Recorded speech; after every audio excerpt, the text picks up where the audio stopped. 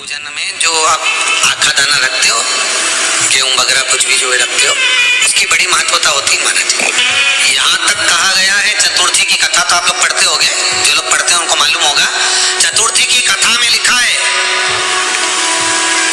चौथ माता के व्रत में वर्णन किया गया है कि वो आखा दाना जो रखा जाता है, मान लो कोई जरूरी काम होता है तभी आखा दाना को रखा जाता है, संभाल के रखते हैं कि हम इस काम के लिए जा रहे हैं और हमारा ये कार्य सफल होना चाहिए। तो जिसने चतुर्थी का व्रत करा है, जिसने चंद्रदेव का पूजन करा, चतुर्थी का व्रत करा, वो गणेश जी से विनती करके वहां से 2-4 आखा दाना उठा ले और जो व्यक्ति का काम अटक रहा है अपने ही घर का, पर दूसरे कुल को नहीं देना, अपने कुल के अंतर्गत जो काम अटक रहा है उसकी जेब में, उसके पल्लू में उस चीज को रख दिया जाए।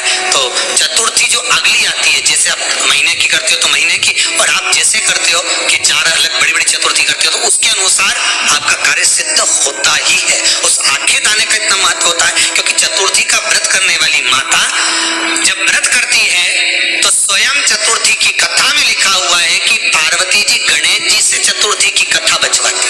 तो चतुर्थी की कथा जब होती है तो उसको स्वयं गणेश जी बाच रहे, तो व्रत कौन सुन रही है? माता पार्वती। और आपने जो आखा दाना लिया वो गणेश जी के भाव से लिया, गणेश जी से निवेदन करके, विनय करके, प्रार्थना कर उसको प्राप्त किया।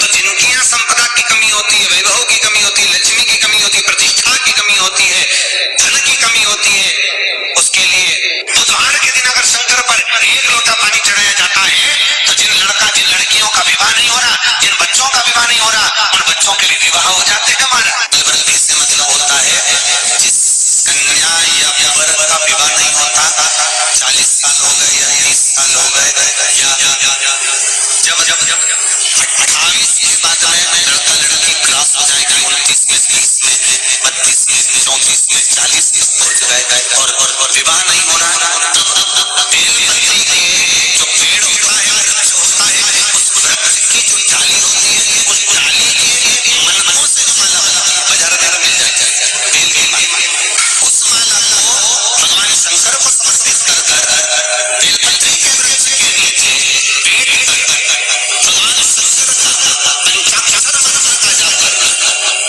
कौन सा मंत्र है?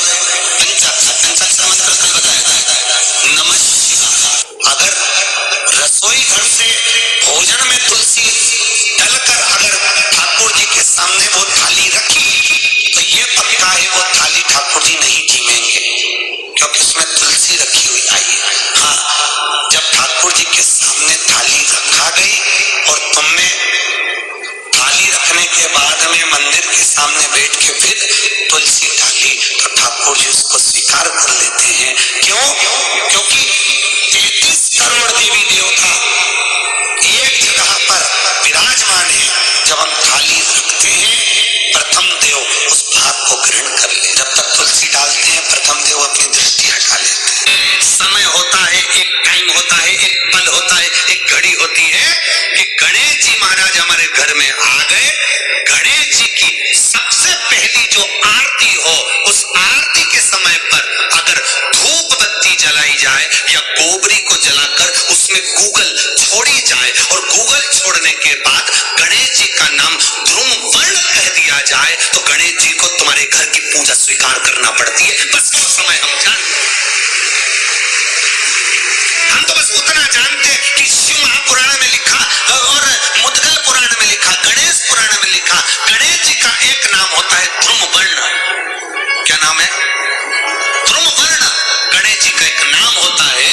जब हम धूप जलाकर और धूप लगाने के बाद में गणेश जी की सबसे पहली आरती करने के पहले अगर हम सबसे पहली आरती गणेश जी की कर रहे हो, अपने घर में स्थापना कर रहे हो, बिठा रहे हो और तुम चाहते हो कि गणेश जी मेरे घर में आके मेरी पूजा को स्वीकार करें और जो मांगू मेरा गणेश मुझे दे 10 दिन के अंदर, तो पहला नाम लेकर पुकार लेना ध्रुम वर्ण विनायक, बैठो, बस काम हो गया।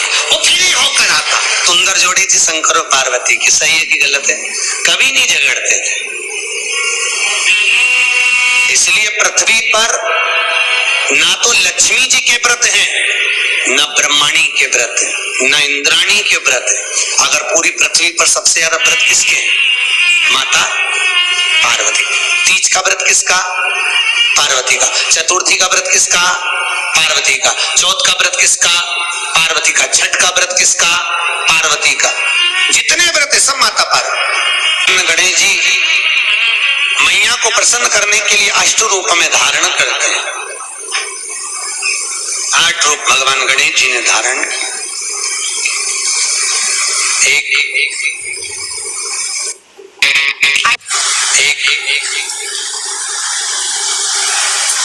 मयूरेश्वर गणेश, दूसरा सिद्धि विनायक, तीसरा बल्लालेश्वर, फिर वरद विनायक, फिर चिंतामणि, फिर गिरजात्मज, फिर भगवान गणेश विघ्नेश्वर अष्ट विनायक, फिर महागणपति।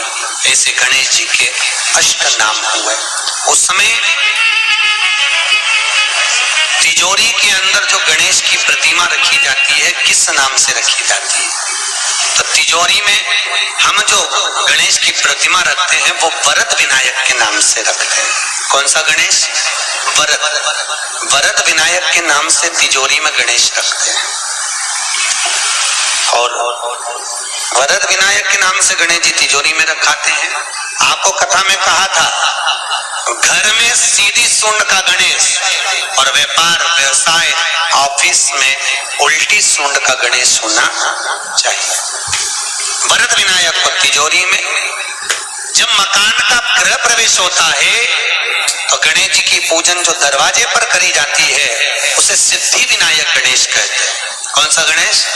सिद्धि विनायक। जब हम घर में शुभ कार्य हो, बंदर बाल लगाएं, कोई दरवाजे पर शुभ लाभ लगाएं या स्वस्तिक बनाएं या माताएं दरवाजे पर रंगोली डालें तो उसी समय पर सिद्धि विनायक के नाम से रंगोली डालना चाहिए। तो घर में लक्ष्मी बढ़ती है, सिद्धता बढ़ती है।